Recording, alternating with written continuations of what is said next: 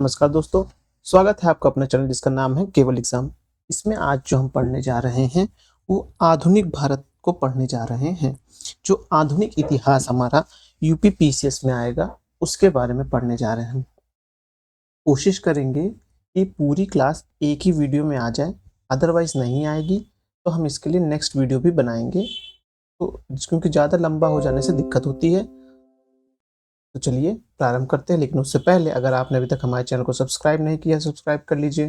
Video अच्छे लग रहे हो तो लाइक करिए और अपने सुझाव देने के लिए कमेंट भी करिए। चलिए प्रारंभ करते हैं।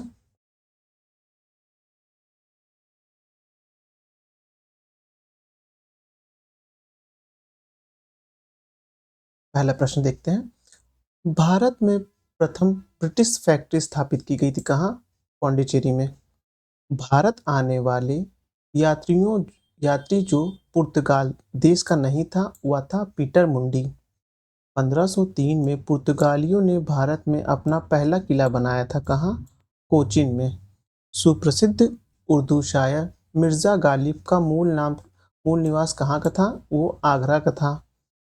बंगाल की फैक्ट्री में से एक जो पुर्तगालियों द्वारा स्थापित की गई थी वो थी हुगली थी।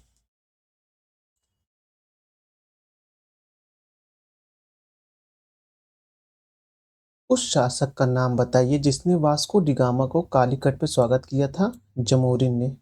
यूरोपीय समुदाय जिसने भारत के साथ प्रथम व्यावसायिक संबंध स्थापित किया था वो थे पुर्तगाली।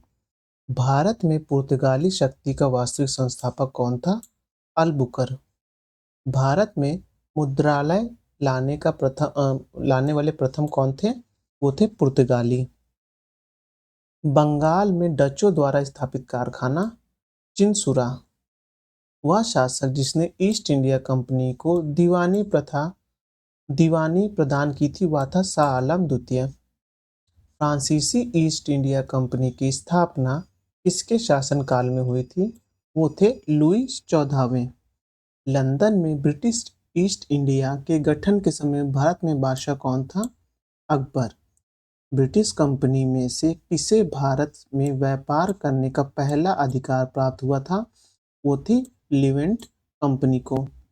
असम में सर्वप्रथम चाय कंपनी की स्थापना हुई 1839 को। कालक्रम घटनाओं को क्रमबद्ध लगाना है। सबसे पहले पंजाब का, फिर सिक्किम का, बर्मा का और झांसी का, इनका विलय हुआ।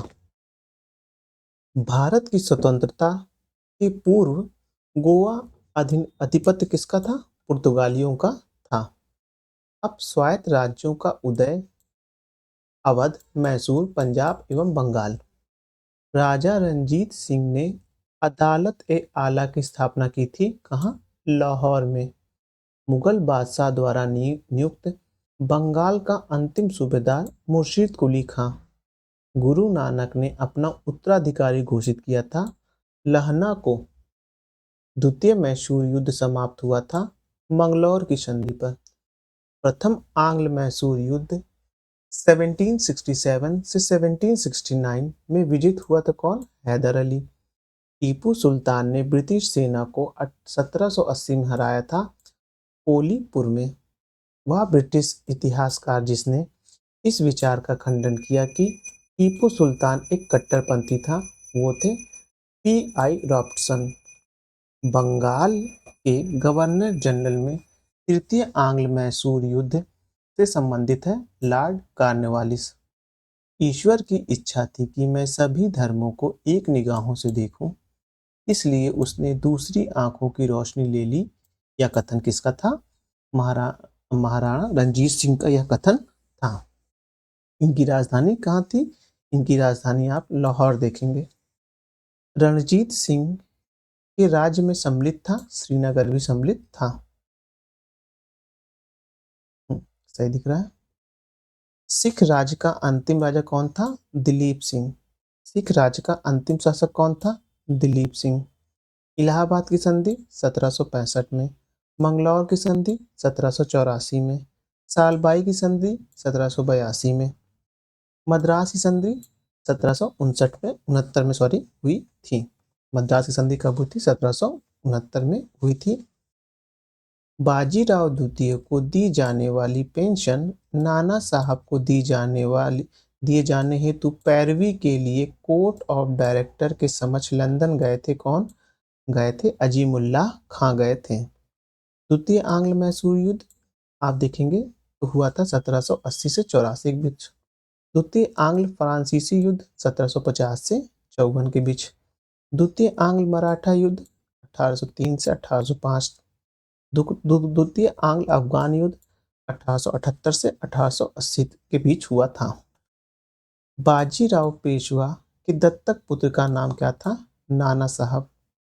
सिराजुद्दौला लॉर्ड क्लाइव द्वारा परास्त हुआ था वे युद्ध में, जिसका नाम प्लासी था।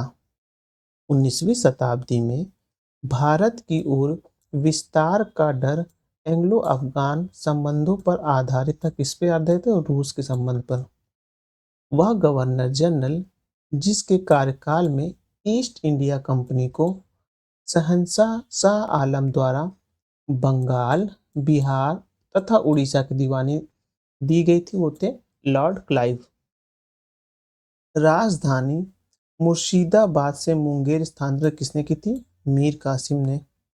ईस्ट इंडिया कंपनी के बारे में यह टिप्पणी की, कंपनी एक असंगति है, परंतु यह उस व्यवस्था का भाग है जहां सब कुछ ही असंगत है। इसके वाक्य थे ये। जी.बी. मैकाले। वह स्थान जहां पर प्लासी युद्ध के बाद मीर जाफर को बंगाल का नवाब की राजगद्दी दी गई थी, मुर्शिदाबाद। अब कंपनी के देशी राज्यों के प्रति जो नीति थी उनको देखेंगे। महाराजा दिलीप सिंह ने पंजाब के ब्रिटिश साम्राज्य के विलय के संबंध में कागजातों पर हस्ताक्षर किए कब? 29 मार्च 1849 को। विलय का सिद्धांत के तहत राज्यों को विलय का सही क्रम कौन सा है? सतारा, बघाट, उदयपुर और झांसी। डलहौजी से पहले ही हड़प नीति को लागू किया था किसने? डलहौजी से पहले ही हड़प नीति को लागू कर दिया गया था मांडवी, ओबाला, जालासौर एवं सूरत पे। उत्तर पश्चिमी प्रांत में अवध का एकीकरण हुआ कब? 1877 में हुआ।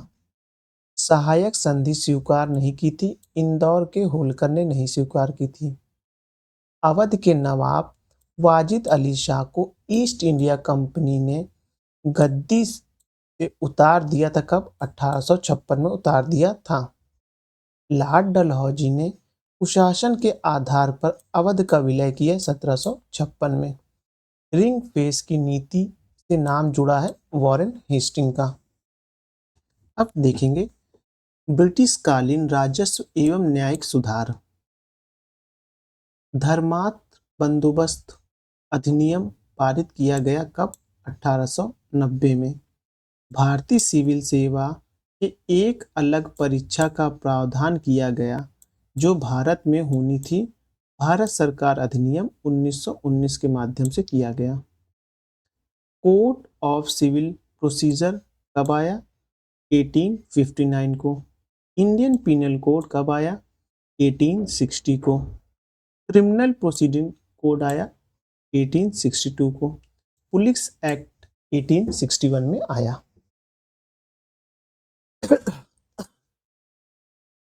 18वीं शताब्दी के उत्तरार्ध में प्राय कंपनी बहादुरों शौकत का स्थानीय प्रतिनिधित्व करती थी। कौन करता था? वो दरोगा करता था। मनुष्यों की पहचान हेतु उंगलियों के निशान का दुनिया भर में प्रथम बार 1860 में प्रयोग भारतवर्ष में किया गया कब? विलियम हर्शेल ने किया। लॉर्ड मैकाले का संबंध है कानूनों के संग्रह से है। ब्रिटिश शासन का भारत पर आर्थिक प्रभाव क्या था? भारतीय दूरभक्ष संहिता 1833 का निर्माण किस आयोग द्वारा किया गया था? स्ट्रेची आयोग के द्वारा किया गया था। 18वीं शताब्दी के पूर्वार्ध में बंगाल को निर्यात होने वाली सबसे महत्वपूर्ण वस्तु क्या थी? चोरा, कच्चा रेशम, चीन और चीनी और अफीम। 1918 में भारतीय उद्योग आयोग के सदस्य के रूप में इसने अपनी रिपोर्ट अलग से प्रस्तुत की थी। वो थे M.R. जयकर। 20वीं शताब्दी के आरंभ में भारतीय राष्ट्रीय आंदोलन की गति को अत्यधिक प्रभावित करने वाले सबसे महत्वपूर्ण बाहरी घटना थी कौन थी? रूस जापान युद्ध 1904 और 1905।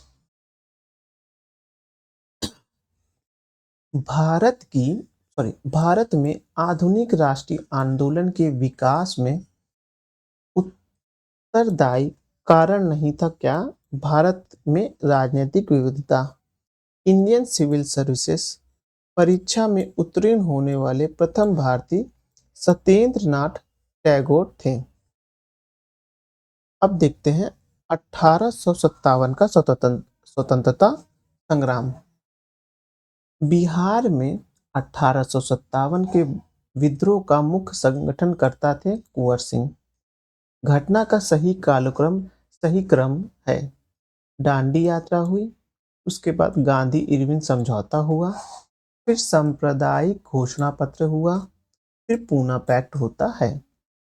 1857 के विद्रोह के बारे में सर्वप्रथम इसे भारत की स्वतंत्रता की पहली लड़ाई कहा था। किसने कहा था? वीडी सावरकर ने कहा था।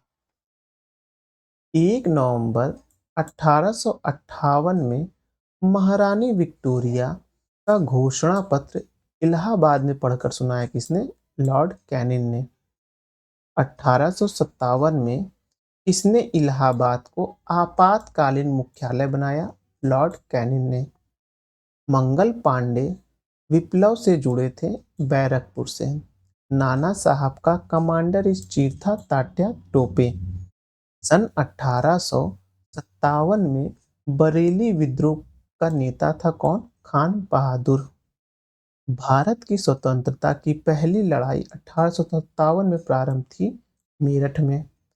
इलाहाबाद में 1857 के संग्राम का नेता कौन था? मौलवी लियाकत अली थे। 1857 के स्वाधीनता संग्राम में वीरांगना महारानी लक्ष्मीबाई की जन्मस्थली क्या थी? वाराणसी। वाराणसी ही आप देखेंगे तो प्रधानमंत्री नरेंद्र मोदी की संसदीय सीट भी देखी जाती है। अपने पुत्र के स्थान पर दूसरे उत्तराधिकारी को गोद लेने का अधिकार को पुनः स्थापित किया कब? 1858 के साम्राज्ञी की घोषणा थी जो रानी एलिजाबेथ ने करवाई थी। और इसको किसने किया था? इसको कैनिंग ने किया था। कहाँ किया था? इलाहाबाद में किया था। इलाहाबाद में कहाँ? खुसरो बाग में खड़े होकर ये पत्र पढ़ा था। 1857 की क्रांति से पूर्व ब्रिटिश और भारतीय सेना का देश में अनुपात कितना था? 1/5, यानी कि 1 उनके सिपाही होते थे और 5 अपने सिपाही हुआ करते थे।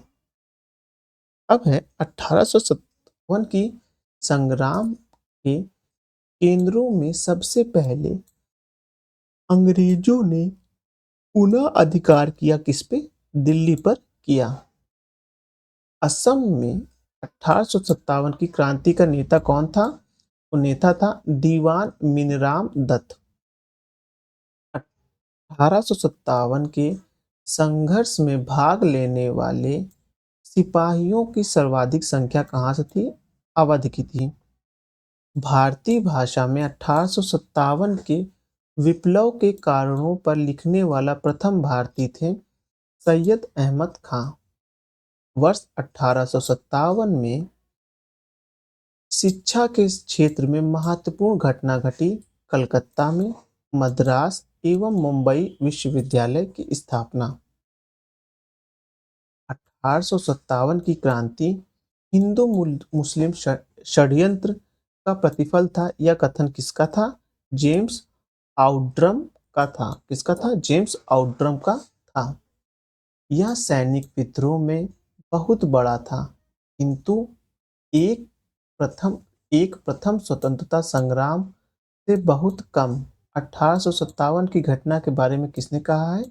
एस.एन. सेन ने कहा है। अब जनजाति विद्रोह देख लेते हैं।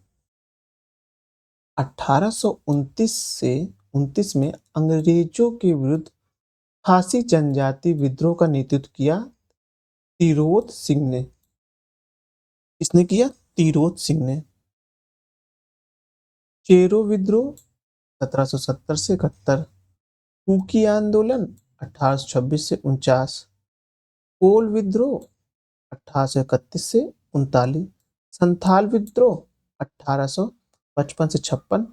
उसके बाद देखेंगे आप 1857 क्रांति, फिर नील विद्रोह आ जाएगा, ध्यान रखिएगा। मोपला विद्रोह 1921 में हुआ, कहाँ? मालाबार केरल में हुआ। सन्यासी विद्रोह भड़कने का स्थल क्या था? बंगाल। मुंडा बगावत का नेता था बिरसा। बिरसा मुंडा का कार्यक्षेत्र था रांची। कोलिया विद्रोह लोगों से संबंधित था छोटे नागपुर के। वेली थम्पी ने अंग्रेजों के विरुद्ध आंदोलन का नेतृत्व किया, कहाँ? केरल में। जिया तरंग आंदोलन प्रारंभ हुआ मणिपुर में। सन्यासी विद्रोह भड़का था बंगाल में। कहाँ भड़का था? बंगाल में भड़का था। अब देखेंगे पाबना आंदोलन कब हुआ था? 1873 से 85 के बीच। एका आंदोलन 1922 में। संथाल 1855 से 56 के बीच। ताना भगत 1914 में। अब प्रारंभिक नागरिक एवं कृषि आंदोलन देख लेते हैं। भारत में मजदूर आंदोलन को संगठित करने का श्रेय दिया जाता है किसको? नारायण मेघजी लोखंडे को। सन्यासी विद्रोह के संदर्भ में दमीन ए कोह का अर्थ है राजमहल पहाड़ियों के पास की जमीन। संथाल विद्रोह के संदर्भ में दमीन ए कोह का मतलब क्या है? राजमहल पहाड़ियों के पास की जमीन। अब है रंपा विद्रोह 1889 से 80 के बीच। पाबना किसान विद्रोह देखेंगे तो आपको 1873 से 76 के बीच। बंगाल नील विद्रोह देखेंगे 1859 और 60 के बीच। जयंतिया विद्रोह देखेंगे 1860 और 63 के बीच। लखनऊ में स्थापित अखिल भारतीय किसान आंदोलन के महासचिव के रूप में चुना गया, किसे चुना गया? एन.जी. रंगा को चुना गया। जब अखिल भारतीय किसान कांग्रेस का महासचिव किसे चुना गया? एन.जी. रंगा को चुना गया। 1817 से 1814 से लेकर 1817 की अवधि में जिस क्षेत्र के चालुक्यदारों ने अंग्रेजी शासन के विरुद्ध विद्रोह किया था वह था मालवा। अब है गढ़काड़ी विद्रोह का केंद्र था क्या? कोल्हापुर। 1924 का बंगाल का तारकेश्वर आंदोलन के विरुद्ध क्या था? वो मंदिर का भ्रष्टाचार था। देवबंद आंदोलन यूपी के संयुक्त प्रांत में प्रारंभ हुआ था, कब? 1866 में। 1921 का मोपला विद्रोह हुआ था, कब? मालाबार में। Mohammedan Anglo oriented college Aligarh की स्थापना हुई थी 1875 में। तेभागा आंदोलन 1946 और 47 में। मोपला विद्रोह 1921 में, कहाँ? केरल में। पाबना किसान विद्रोह आप देखेंगे ये 1879 से 80 के बीच हुआ। बंगाल नील विद्रोह 1859 से 60 के बीच हुआ। अब सामाजिक एवं धार्मिक सुधार आंदोलन देख लेते हैं। यंग बंग आंदोलन के प्रवर्तक कौन थे? हेनरी लुई विलियम डेरोजियो 1924 ईस्वी में केरल का त्रावणकोर में चलाया गया वायकोम सत्याग्रह। भारत धर्म महामंडल हरिद्वार, देव समाज लाहौर, सनातन धर्म दक्षिण सभा कलकत्ता, राधा स्वामी सत्संग आगरा। सत्य शोध समाज के संस्थापक, जिनका प्राथमिक जोर सत्य की खोज पर था, वो थे ज्योतिबा फूले। हिंदुस्तान समाजवादी प्रजातंत्र थे, तो देखेंगे आप यतीन्द्र नाथ, अजय घोष, पणिकनाथ और पणिकनाथ घोष। ज्योतिबा फूले संबंधित थे जाति विरोधी आंदोलन से। महाराष्ट्र का सुकरात कहा जाता है एन.जी. रनाडे को। शुद्ध आंदोलन का समर्थन किया था आर्य समाज ने, शुद्धि आंदोलन का, सॉरी। सती विरोधी आंदोलन में राजा राम मोहन राय के विरुद्ध बंगाल में रूढ़िवादियों का नेतृत्व किया था किसने? राधाकांत देव ने। वह समाज सुधारक जिसने 1826 से ज्यूरी अधिनियम का घोर विरोध किया, वह था राजा राम मोहन राय।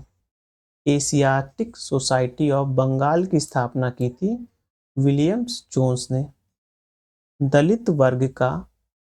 दलित वर्गों का संघ स्थापित किया था डॉक्टर B.R. अम्बेडकर ने। महाराष्ट्र में प्रार्थना समाज का मुख्य संचालक था एन.जी. रनाडे। बाल विवाह प्रथा को नियंत्रित करने के लिए वर्ष 1872 में सिविल मैरिज एक्ट ने लड़कियों की विवाह की न्यूनतम उम्र रखी, कितनी? 14 वर्ष। ये एक्ट भी याद रखिए किस वक्त आया था, 1872 में आया था। महाराष्ट्र के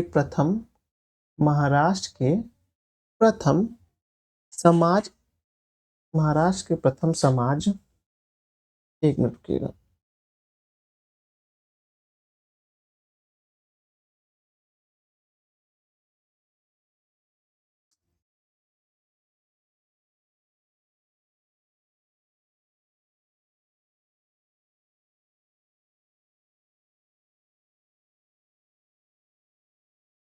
महाराष्ट्र के प्रथम समाज स्थापित हुआ केशव चंद्र सेन के नेतृत्व में। 19वीं शताब्दी के दौरान होने वाला वहाबी आंदोलन का मुख्य केंद्र कौन था? वह था पटना। चारदा अधिनियम के अंतर्गत लड़कियों एवं लड़कों की विवाह की न्यूनतम आयु क्रमशः क्या थी? लड़कियों की 14 वर्ष, लड़कों की 18 वर्ष।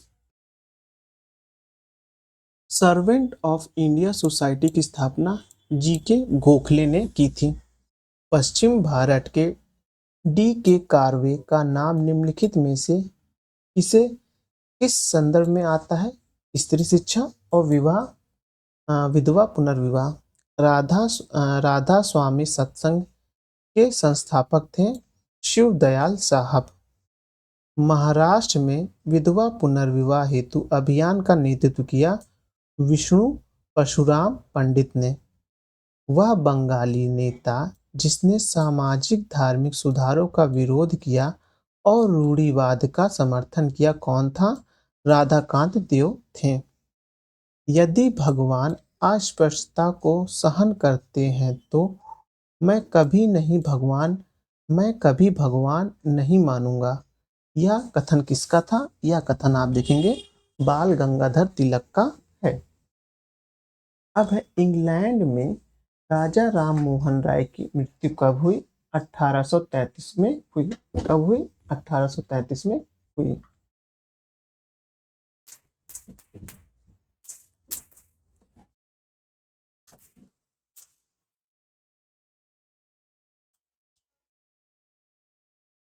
अब आगे देखते हैं आधुनिक शिक्षा। एक मिनट रुकिएगा फिर से।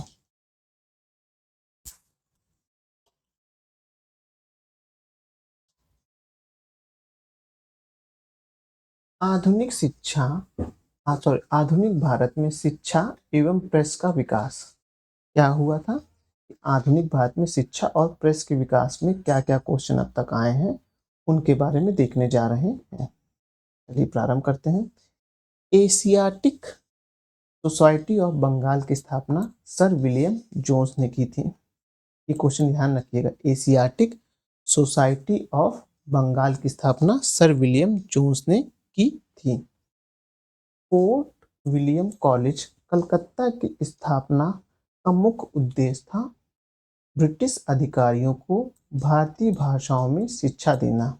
यानी कि जो फोर्ट विलियम कॉलेज है उसकी स्थापना का मुख्य उद्देश्य क्या था कि जो विदेश से अंग्रेज आए उनको भारतीयों की भाषाओं को शिक्षा सीखने के लिए, मतलब एक प्रकार से भारतीयों की भाषाओं को सीखने के लिए अंग्रेजों के लिए कौन सा विश्वविद्यालय खोला गया था? वो था ब्रिटिश विलियम कॉलेज था। वर्नाकुलर प्रेस एक्ट प्रेस अधिनियम 1878 के लिए विपरीतगामी और असंगत शब्द का उपयोग किसने किया था? अर्स्काइन पेरी ने। क्या किसने किया था? अर्स्काइन पेरी ने किया था। भारत की शैक्षणिक नीति में फिल्टरेशन सिद्धांत के प्रतिपादक थे कौन? Macaulay. Asiatic Society of Bengal के संस्थापक सर विलियम जोन्स। भारतीय विश्वविद्यालय में धार्मिक शिक्षा के लिए प्रबल रूप से वकालत की थी मदन मोहन मालवीय ने की थी। हंटर कमीशन की रिपोर्ट में विकास पर विशेष जोर दिया गया था। किसके लिए? प्राथमिक शिक्षा के लिए ज्यादा जोर दिया गया था। कौन सा कमीशन आया था? Hunter commission. सैंडलर आयोग संबंधित है शिक्षा से। ये तीनों ऐसे प्रश्न बने हैं, ये दोनों ऑप्शन बने हुए हैं, याद रखिएगा। अब है काशी विद्यापीठ के संस्थापक कौन थे? वो हैं बाबू शिव प्रसाद गुप्ता। भारत में अंग्रेजों ने प्रथम मदरसा स्थापित किया था कहाँ? कलकत्ता में। 1857 में भारत में विश्वविद्यालय की स्थापना के समय इंग्लैंड के विश्वविद्यालय को प्रतिमान के रूप में लिया गया था लंदन में।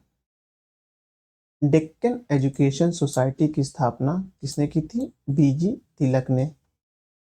हिंदी का पहला समाचार पत्र उतंड मार्तंड 30 मई 1826 को प्रकाशित हुआ कहाँ? कोलकाता में।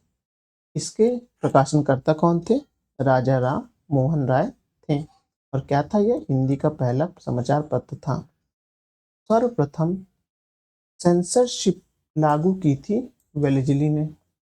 भारत में शैक्षणिक नीति में फिल्टरेशन थ्योरी का प्रतिपादक कौन था? मैकाले था। एक मिनट।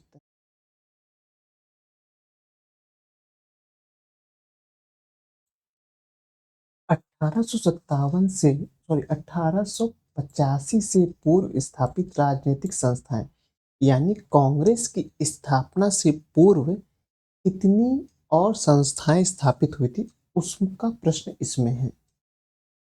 भारतीय प्रश्नों पर विवेचना के लिए दादा भाई नौरोजी ने 1866 में लंदन में एक गठन किया। उसका नाम था ईस्ट इंडिया एसोसिएशन का। ये इंपॉर्टेंट है, ध्यान रखिएगा।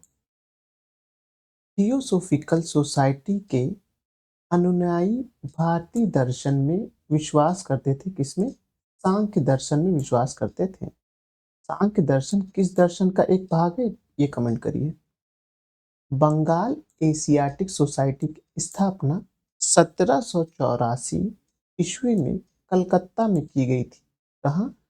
सर विलियम जोन्स के द्वारा बंगाल एशियाटिक सोसाइटी की स्थापना की गई थी 1784 में। यानी कि आप देखेंगे कि कांग्रेस की स्थापना से जस्ट पहले। सुरेंद्र नाथ बैनर्जी द्वारा स्थापित उस संगठन का नाम बताइए जिसने 1886 में इंडियन नेशनल कांग्रेस में विलय हो गया। वह था इंडियन नेशनल कॉन्फ्रेंस। 1885 में स्थापित बम्बई प्रेसिडेंसी एसोसिएशन की स्थापना किसने की थी? फिरोज शाह मेहता ने की थी। सैयद अहमद खान के साथ यूनाइटेड इंडिया पैट्रियाटिक एसोसिएशन की स्थापना किसने की थी? राजा शिव प्रसाद ने की थी। अब ये देख लेते हैं, अखिल भारतीय महिला संघ सम्मेलन कब हुआ था? 1927 में हुआ था। अखिल भारतीय डिप्रेस्ड क्लास संगठन 1925 में। बॉम्बे सोशल रिफॉर्म एसोसिएशन 1903 में। The Indian national social conference 1887 में हुआ।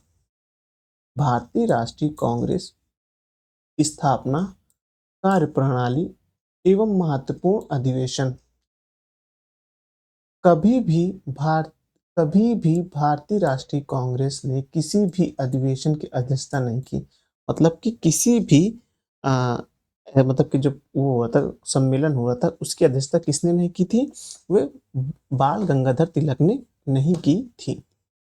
भारतीय राष्ट्रीय कांग्रेस के अधिवेशन के लिए छुट्टियों का मनोरंजन अभिव्यक्ति का प्रयोग किया था, लोकमान्य तिलक ने किया था। भारतीय राष्ट्रीय कांग्रेस के प्रथम मुस्लिम अध्यक्ष थे कौन? बदरुद्दीन तैयब जी थे। प्रथम मुस्लिम अध्यक्ष कौन थे? बदरुद्दीन तैयब जी थे। भारत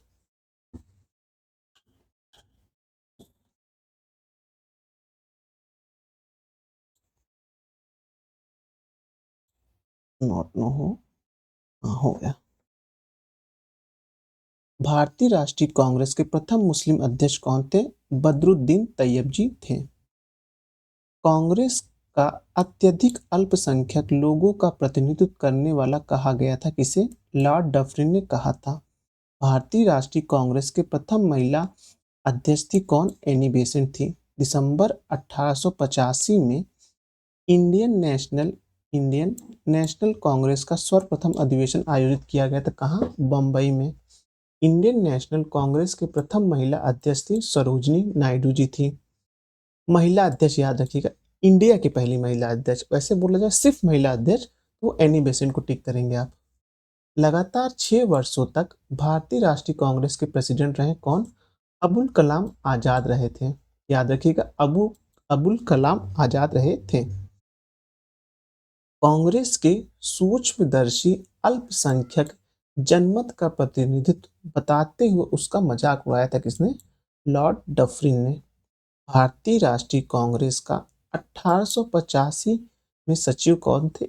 ए.ओ. ह्यूम्स थे। कांग्रेस के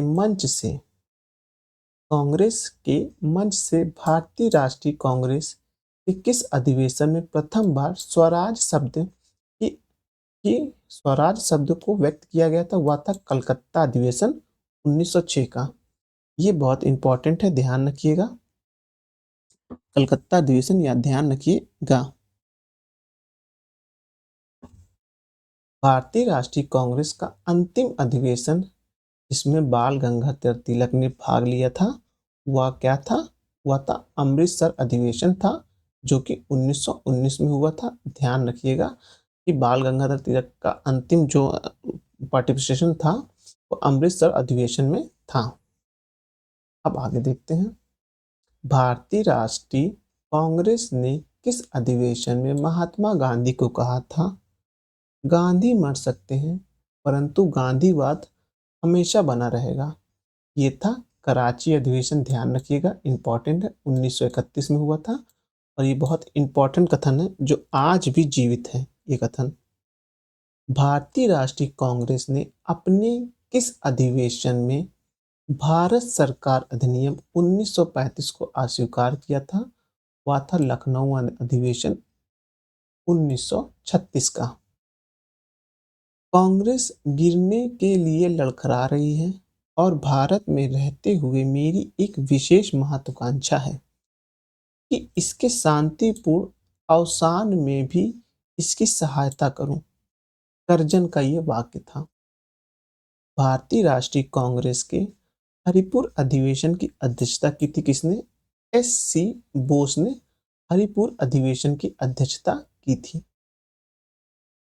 अब है 1938 में हरिपुर कांग्रेस के अधिवेशन में सुभाष चंद्र बोस को अध्यक्ष के रूप में नामित किया था। इसे डॉक्टर राजेंद्र प्रसाद को नामित किया था।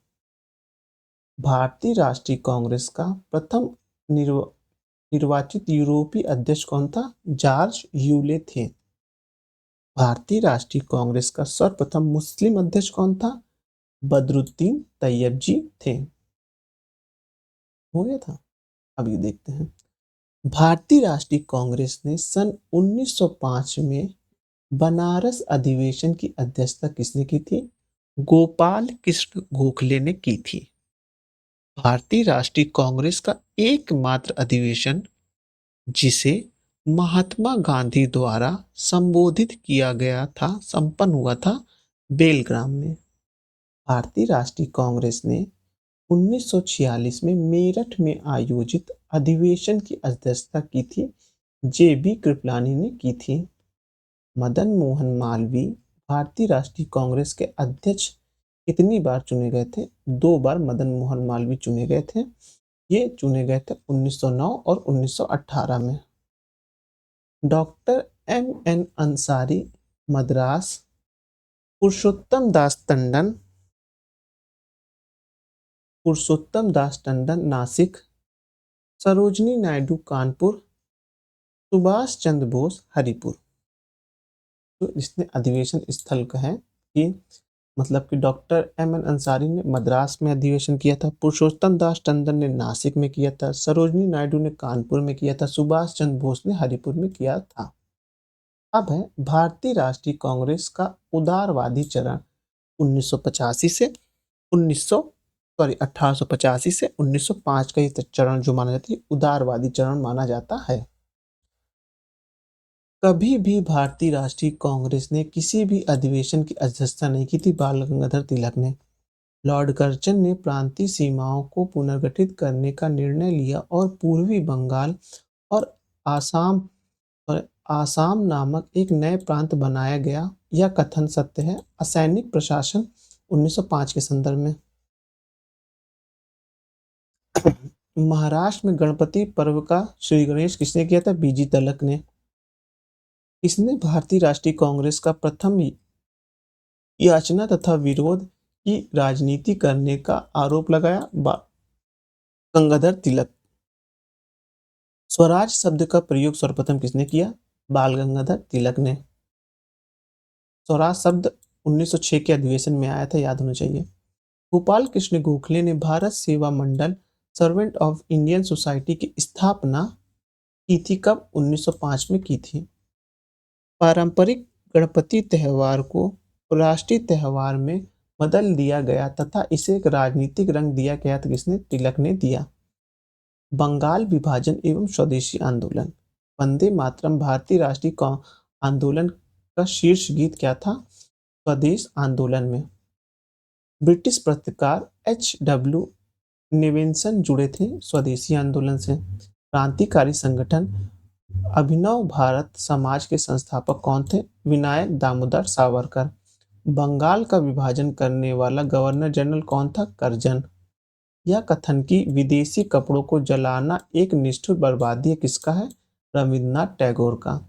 बंगाल के विभाजन के समय बंगाल का लेफ्टिनेंट गवर्नर कौन था? Sir Andrews Fraser.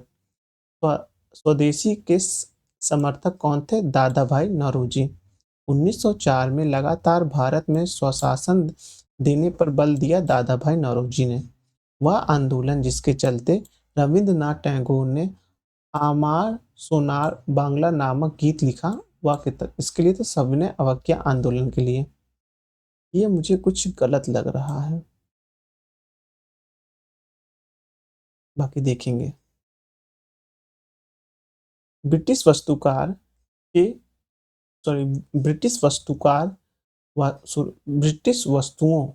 के बहिष्कार पर सुझाव सबसे पहले दिया किसने? कृष्ण कुमार मित्र ने दिया।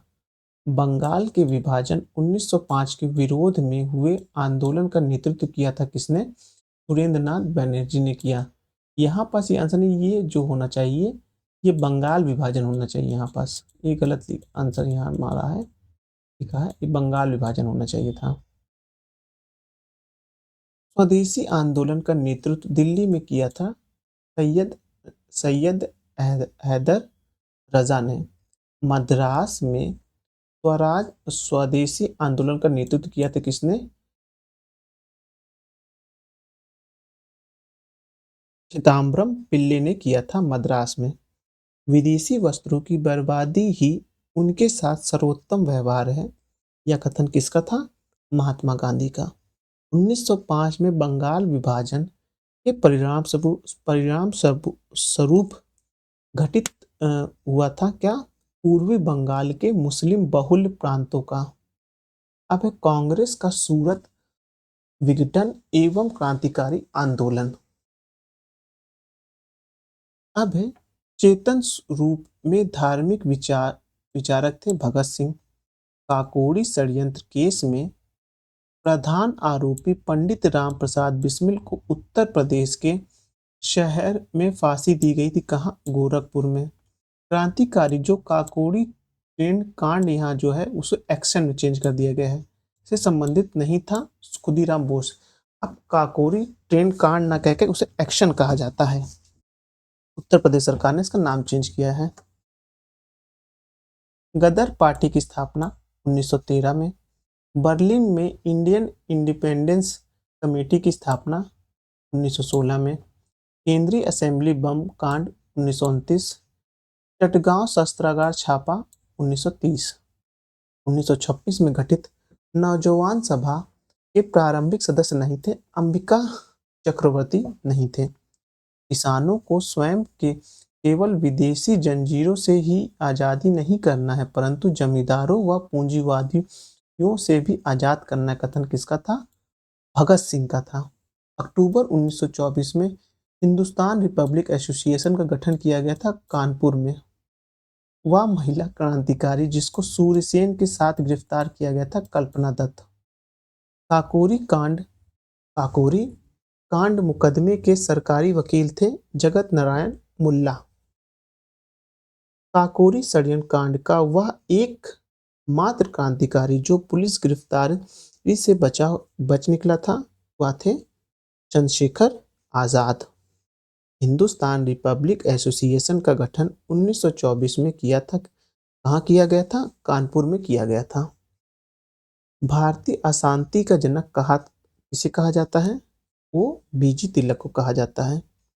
कारागार जिसमें पंडित राम प्रसाद बिस्मिल को फांसी दी गई थी वो था गोरखपुर में। युग में किसको इंग्लैंड में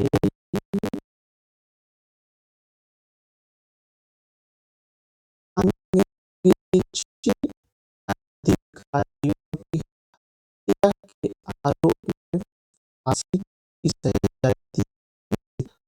फांसी पाने वाले प्रथम रिकॉर्डेड मुस्लिम का नाम क्या था?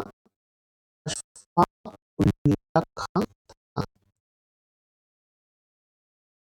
अशफाक उल्लाह वह महिला क्रांतिकारी जिसने दीक्षांत समारोह में अपनी उपाधि यानी डिग्री ग्रहण के समय अंग्रेज गवर्नर कुलपति मैजनी को आलोचना और स्वतंत्र चिंतन एक क्रांतिकारी की दो विशेषता है। पहला आलोचना और स्वतंत्र चिंतन इसका है भगत सिंह का। प्रथम भारतीय जिसको पत्रकार के रूप में अपने कर्तव्य निर्वहन के लिए जेल जाना पड़ा था वो थे बाल गंगाधर तिलक। क्रांति की तलवार विचारों से उभरे हुए पत्थर पर तेज की जाती है, यानी कि क्रांति की जो तलवार उठेगी उसके विचार जो उभरेंगे वो पत्थर पे तेज किए जाएंगे। किसके वाक्य हैं? भगत सिंह के। अद्भुत वाक्य हैं अपने आप में ही। लाहौर षड्यंत्र मुकदमे के परिणाम स्वरूप फांसी हुई किसे? भगत सिंह को, राजगुरु को और सुखदेव को। कांग्रेस का अनुनयन विनयन तथा विरोध की राजनीति करने का आरोप लगाया किसने? बीजी तिलक ने लगाया। अब देखेंगे हम मुस्लिम लीग गठन एवं कार्यप्रणाली। MLNG दत्त का निजी अर्धसैनिक संगठन था अखिल भारतीय मुस्लिम लीग। मुस्लिम लीग एवं भारतीय राष्ट्रीय कांग्रेस के बीच राजनीतिक गतिरोध को दूर करने के लिए CR फॉर्मूला बनाया था किसने? राजगोपालाचार्य ने। 1907 में मुस्लिम लीग का वार्षिक अधिवेशन हुआ था कराची में। 31 दिसंबर 2028 को दिल्ली में हुए सर्वदलीय मुस्लिम सम्मेलन की अध्यक्षता किसने की थी? आगा खान ने। मुस्लिम लीग का वह अधिवेशन जिसमें MN जिन्ना ने अपना 14 सूत्री प्रस्ताव रखा था वह था 1929 का। मुस्लिम लीग के किस अधिवेशन में दो राष्ट्र के सिद्धांत का प्रतिपादन हुआ था? वो था लाहौर अधिवेशन 1940 का। वर्ष 1940 में मुस्लिम लीग के अधिवेशन में पाकिस्तान के सृजन का प्रस्ताव रखा था खलीलुज्जामा। वह तिथि जब मुस्लिम लीग ने पाकिस्तान दिवस मनाया था 23 मार्च 1943। वह तिथि मुस्लिम लीग ने सीधी कार्रवाई दिवस हेतु सुनिश्चित की थी, वह था 16 अगस्त 1946 का। दिल्ली दरबार और बंगाल विभाजन का विस्तारीकरण देख लेते हैं। अंग्रेजों द्वारा दिल्ली को राजधानी बनाया गया 1911 में। बंगाल का एकीकरण कब संपन्न हुआ? 1912 में। अब आएगा लखनऊ समझौता। भारतीय राष्ट्रीय कांग्रेस का वह अधिवेशन जिसमें बाल गंगाधर तिलक ने कहा था स्वराज हमारा जनसिद्ध अधिकार है, मैं इसे लेके रहूंगा, यह था लखनऊ अधिवेशन 1916 में। 1916 में मुस्लिम लीग और कांग्रेस के बीच समझौता कराया बाल गंगाधर तिलक ने। आदिवासियों तथा उदारवादियों के पुनर्निर्माण के लिए की प्रक्रिया में प्रमुख शिल्पी थी एनी बेसेंट। दिसंबर 1916 में इंडियन नेशनल कांग्रेस तथा इंडियन मुस्लिम लीग ने एक ही समय अपने अधिवेशन कहाँ आयोजित किए गए थे? लखनऊ में। इसके अध्यक्ष कौन थे इस अधिवेशन के? अंबिका चरण मजूमदार थे, याद रखिएगा। अब है होम रूल आंदोलन। क्या है? होम रूल आंदोलन। इंडियन होम रूल सोसाइटी स्थापित हुई 1905 में लंदन में श्याम जी कृष्ण वर्मा द्वारा। वह जिसने कांग्रेस के बनारस अधिवेशन की अध्यक्षता की। सूरत फोर्ट के बाद उन्होंने उदारवादियों का नेतृत्व किया।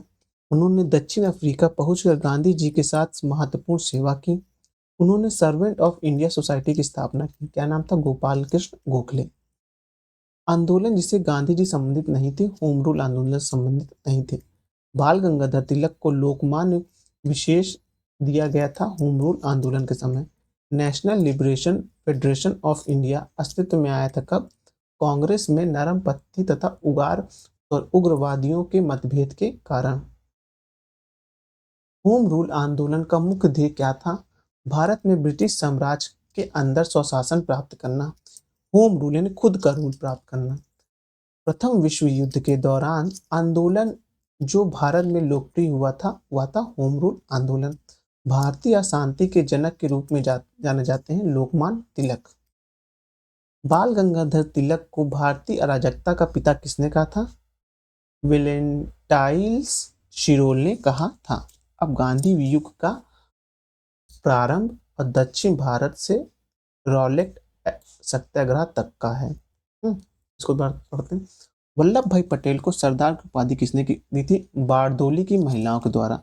रविंद्रनाथ टैगोर ने अंग्रेजी सरकार से सर की उपाधि 1915 में दी थी, जिसे उन्होंने जलियांवाला नरसंहार के बाद लौटा दिया था 1919 में। 13 अप्रैल। क्रांतिकारी नेता कलकत्ता के क्रू पुलिस कमीशन चार्ल्स टैगहर्ट की हत्या का प्रयास किया था किसने? गोपीनाथ शाह ने। खादी को स्वतंत्रता का वर्दी कहा महात्मा गांधी ने। एन.के. गांधी के निम्नलिखित भारतीय राष्ट्रीय कांग्रेस के अधिवेशन में से किस एक को सर्वप्रथम भाग लिया था? वह था कलकत्ता अधिवेशन 1901 में। जब वो अफ्रीका में थे तो वहां से सिर्फ इस अधिवेशन को अटेंड करने के लिए आए थे। महात्मा गांधी ने सत्याग्रह शस्त्र का उपयोग सर्वप्रथम किया था दक्षिण अफ्रीका में। सत्याग्रह शब्द को गढ़ा था किसने? महात्मा गांधी ने। महात्मा गांधी ने भारत में अपना पहला जन भाषण दिया था कहाँ? वाराणसी में। भारत में, याद है कि भारत में पहला अपना भाषण वाराणसी में दिया था। महात्मा गांधी को आदेशित किया था कि वह भारत के प्रथम वर्ष खुले कान व मुंह बंद कर व्यतीत करें। गोपाल कृष्ण गोखले। भारतीय राष्ट्रीय कांग्रेस के अधिवेशन में महात्मा गांधी को चंपारण के किसानों के समस्याओं को अवगत कराया था। लखनऊ अधिवेशन 1916 में। गांधी जी ने बंधुआ मजदूरों को मुक्त करने का अभियान आरंभ किया था कहाँ से? पटना से। गोखले के राजनीतिक गुरु कौन थे? एन.जी. रनाडे। एम.के. गांधी ने हिंद स्वराज लिखी थी 1909 में। जलिया बाग हत्याकांड कब हुआ था? 13 अप्रैल 1919 को। आंदोलन में महात्मा गांधी ने पहली बार भूख हड़ताल का प्रयोग हथियार के रूप में किया था कहाँ? ये अहमदाबाद मिल हड़ताल में किया था। चंपारण में तीन कटिया प्रथा का तात्पर्य है 3/20 भूभाग पर नील की खेती करना। गांधी जी ने अपना प्रथम सत्याग्रह आरंभ किया था कब? मजदूरों को कम मजदूरी देने जाने के विरोध में। चंपारण संघर्ष में महात्मा गांधी का साथ दिया था राजेंद्र प्रसाद और अनुराग नारायण सिंह ने। गांधी जी भारतीय राष्ट्रीय कांग्रेस के अध्यक्ष थे बेलग्राम अधिवेशन के लिए। महात्मा गांधी ने चंपारण सत्याग्रह का विरोध किया था एन.जी. रंगा ने। गांधी जी के नाम से पहले महात्मा जोड़ा गया था चंपारण सत्याग्रह के दौरान। जलियांवाला बाग नरसंहार पर कांग्रेस जांच समिति की रिपोर्ट के प्रारूप लिखने का कार्य सौंपा गया था किसे? महात्मा गांधी को। गांधी जी के राम राज्य का युगल सिद्धांत था सत्य और अहिंसा। जलियांवाला बाग हत्याकांड के विरोध में वायसराय के कार्य परिषद से त्यागपत्र दे दिया था किसने? सर शंकर नायर ने। दक्षिण अफ्रीका में रहने की अवधि में महात्मा गांधी ने जिस पत्रिका का प्रकाशन किया उसका नाम था इंडियन ओपिनियन। वे दो नेता जिन्होंने भारत में दौरा कर सामाजिक उत्थान का कार्य किया वो थे गांधी और तिलक। एम.के. गांधी समर्थक थे दार्शनिक अराजकतावाद के। करमचंद गांधी दीवान थे पोरबंदर, राजकोट, बीकानेर के। गांधी जी की दृष्टि में अहिंसा का अर्थ है सत्य की प्राप्ति का रास्ता। दक्षिण अफ्रीका का रेलवे स्टेशन जहां गांधी जी को ट्रेन से फेंक दिया गया था वो था पीटर मर्ज़बर्न। वह व्यक्ति जिसने 4 अप्रैल 1919 को दिल्ली में जामा मस्जिद के प्रवचन मंच में हिंदू मुस्लिम एकता का भाषण दिया, स्वामी श्रद्धानंद। गांधी जी के अनुसार हिंसा की क्रूरता रूप क्या है? गरीबी का स्थायित्व। वह कारागार जिसमें गांधी जी ने मंदिर का नाम दिया था वो था यरवदा। गांधी जी ने सेवा धर्म अपनाया था दक्षिण अफ्रीका में। गांधीयन इनोवेशन यानी गांधी का नवाचार का तात्पर्य है कम निवेश से अधिक उत्पादन अधिक लोगों के लिए। भारतीय स्वतंत्रता को प्राप्त के लिए निष्क्रिय विरोध करने के लिए जाने जाते हैं मोहनदास करमचंद। ब्रिटिश निर्माता उत्पादक पर गांधी का बहिष्कार प्रभावी हुआ क्योंकि ब्रिटेन भारत को बड़ा वस्तु निर्माता का बाजार समझता था। गोखले माई पॉलिटिकल गुरु पुस्तक लिखी थी किसने? एम.के. गांधी ने, याद रखिएगा। एम.के. गांधी के अनुसार अस्पृश्यता का सामाजिक आर्थिक सुधार किया जा सकता है उनके लिए कुटीर उद्योग स्थापित करके। गांधी की सत्याग्रह रणनीति में सबसे अंतिम स्थान किसका था? उपवास का। महात्मा गांधी के अनुसार राजनीति का तात्पर्य क्या है? जन कल्याण के लिए सक्रियता। महात्मा गांधी से संबंधित नहीं थे होम रूल आंदोलन से। हरिजन सेवक संघ की स्थापना किसने की थी? महात्मा गांधी ने। चंपारण आंदोलन 1917, असहयोग आंदोलन 1920, दांडी मार्च 1930। अब साम्यवादी आंदोलन एवं विभिन्न दल जो थे उनके बारे में देखेंगे। दिल्ली में वायसराय लॉर्ड हार्डिंग पर बम फेंकने का उत्तरदायी कौन था? अनुशीलन समिति। 1918 में प्रथम मजदूर संघ की स्थापना BP Wadia. Akhil Bharatiya trade union Congress के प्रथम अध्यक्ष लाला लाजपत राय थे। अब है 1929 में नागपुर में संपन्न all India trade union conference के अध्यक्षता जवाहरलाल नेहरू थे। वह व्यक्ति जिसने वर्ष 1931 में गुरुवायूर मंदिर में अछूतों के प्रवेश संबंधित प्रयास का नेतृत्व किया। पीएम तिरुमाम्बू। सन 1939 में All India State People's Conference का अध्यक्ष जवाहरलाल नेहरू ने किया। जलियांवाला बाग त्रासदी से जुड़ा सैन्य अधिकारी कौन था? डायर। वह आंदोलन जिसको राष्ट्रीय स्वतंत्रता का मुस्लिम युद्ध के रूप में माना जाता है, वहाबी आंदोलन। वर्ष 1940 में रेडिकल डेमोक्रेटिक पार्टी का संगठन किया किसने? एम.एन. रॉय ने। सौम्यनंद नाथ टैगोर द्वारा स्थापित दल का नाम था क्रांतिकारी साम्यवादी दल। महात्मा गांधी का संघर्ष जो औद्योगिक श्रमिकों से संबंधित था वो है अहमदाबाद संघर्ष। कानपुर षड्यंत्र मुकदमा नेताओं के विरुद्ध था साम्यवादी आंदोलन के। अब है खिलाफत आंदोलन, देख लेते हैं। 1 मिनट समय देख लेते हैं कितना हुआ। खिलाफत आंदोलन देख लेते हैं लास्ट। वह आंदोलन जिसमें हिंदू मुस्लिम एकता का वास्तविक स्वरूप प्रतिबिंबित था वह था खिलाफत आंदोलन। गांधी जी को सावधान किया था कि वे मुस्लिम धार्मिक नेताओं और उनके अनुयायियों की कट्टरपंथी को प्रोत्साहन न करें। वो थे मोहम्मद अली जिन्ना। वर्ष 1919 में अखिल भारतीय खिलाफत सम्मेलन का अध्यक्ष चुना गया था महात्मा गांधी को। भारतीय नेता जिसने खिलाफत आंदोलन का समर्थन नहीं किया था वो थे मदन मोहन मालवीय। खिलाफत आंदोलन का परिणाम था हिंदू मुस्लिम मतभेद में कमी आई। खिलाफत आंदोलन के दौरान हाजी उल मुल्क की पदवी त्याग दी थी हकीम अजमल खां। अब हम अपने नेक्स्ट वीडियो में असहयोग आंदोलन से स्टार्ट करेंगे, क्योंकि लगभग 1 घंटा हो गया है और इसको हम मैक्स टू मैक्स 2 वीडियो यानी कि 2 घंटे में ख़त्म कर देंगे। चलिए वीडियो यहीं समाप्त करते हैं, लेकिन उससे पहले अगर आपने अभी तक हमारे चैनल को सब्सक्राइब नहीं किया सब्सक्राइब कर लीजिए। वीडियो अच्छे लग रहे हो लाइक करिए और अपने सुझाव और जो मेरे द्वारा पूछे गए प्रश्न का उत्तर देने के लिए कमेंट भी करिए। धन्यवाद।